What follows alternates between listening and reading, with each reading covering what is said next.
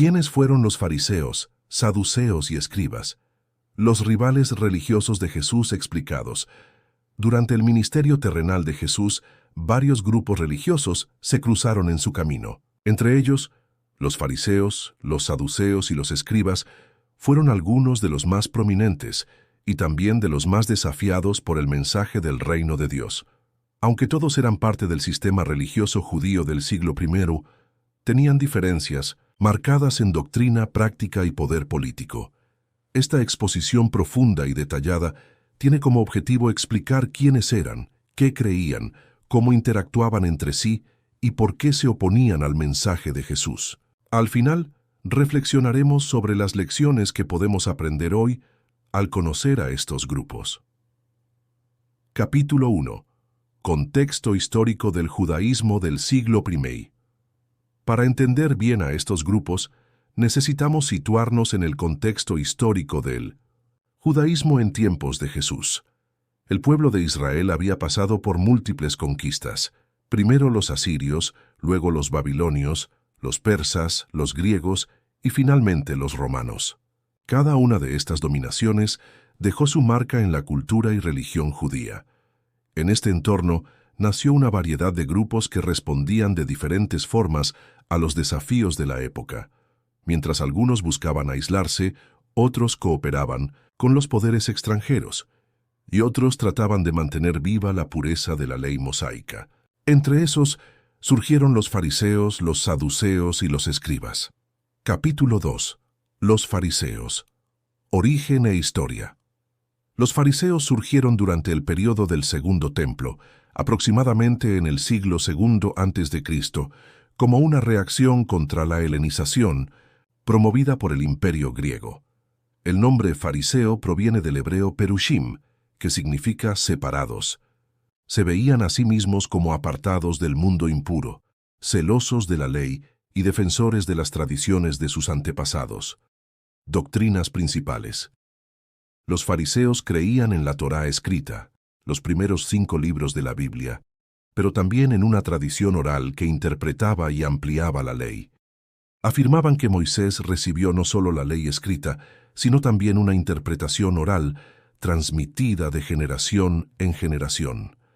Entre sus creencias destacaban la resurrección de los muertos, la existencia de ángeles y demonios, el juicio final y la recompensa o castigo después de la muerte, el libre albedrío del ser humano, combinado con la soberanía divina prácticas. Se enfocaban en la pureza ritual, el diezmo, el cumplimiento del sábado y la observancia minuciosa de los mandamientos. Eran maestros de la sinagoga y tenían mucha influencia sobre el pueblo común. Relación con Jesús. Aunque compartían varias creencias con Jesús, como la resurrección, lo acusaban de violar el sábado y de juntarse con pecadores. Jesús, por su parte, los criticó por su hipocresía, por centrarse en lo externo y descuidar la justicia, la misericordia y la fe. Mateo 23. Capítulo 3. Los saduceos. Origen e historia. El grupo de los saduceos era aristocrático y estaba compuesto principalmente por los sacerdotes que controlaban el templo en Jerusalén. Su nombre podría derivarse de Sadoc, un sumo sacerdote de tiempos de David y Salomón.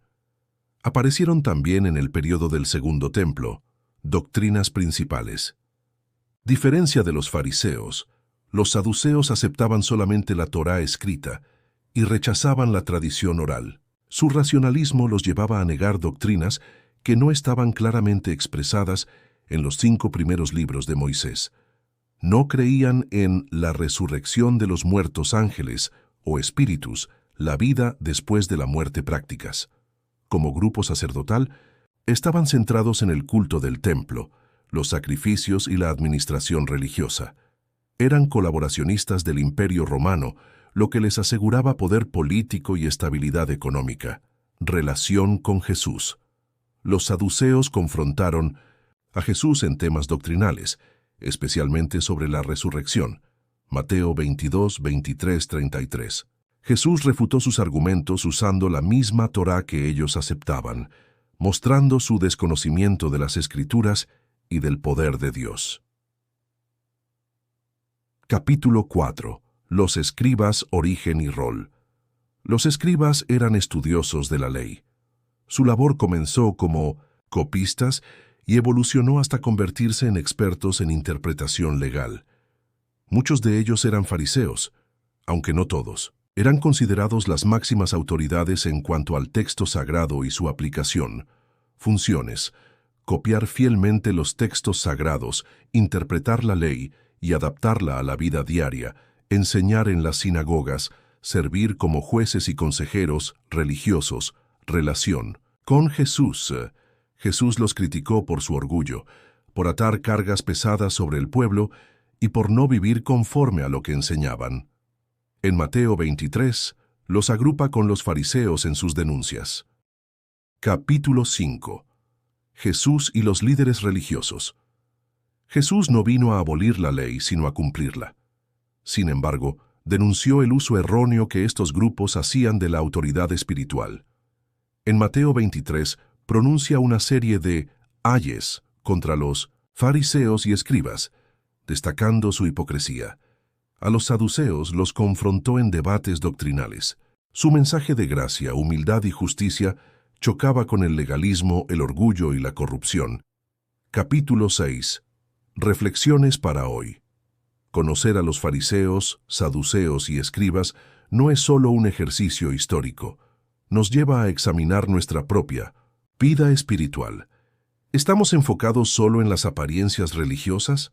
¿Hemos caído en el orgullo espiritual? ¿Buscamos comprender realmente la palabra de Dios o solo repetir tradiciones? Jesús llamó a una vida de sinceridad, compasión y fe genuina. Aprendamos del pasado para vivir una fe auténtica hoy. Conclusión. Los fariseos, saduceos y escribas representan distintos errores que pueden amenazar la vida espiritual: legalismo, racionalismo, hipocresía y orgullo. Jesús vino a ofrecer una alternativa, una relación viva con Dios basada en el amor, la verdad y la gracia. Estudiar a estos grupos no es para juzgar, sino para que, al conocerlos, podamos evitar caer en sus mismos errores y seguir con fidelidad a Cristo. Este estudio extenso no solo enriquece el conocimiento bíblico, sino que nos prepara para vivir con más discernimiento y humildad en un mundo que, al igual que el del siglo I, necesita urgentemente el mensaje del Evangelio.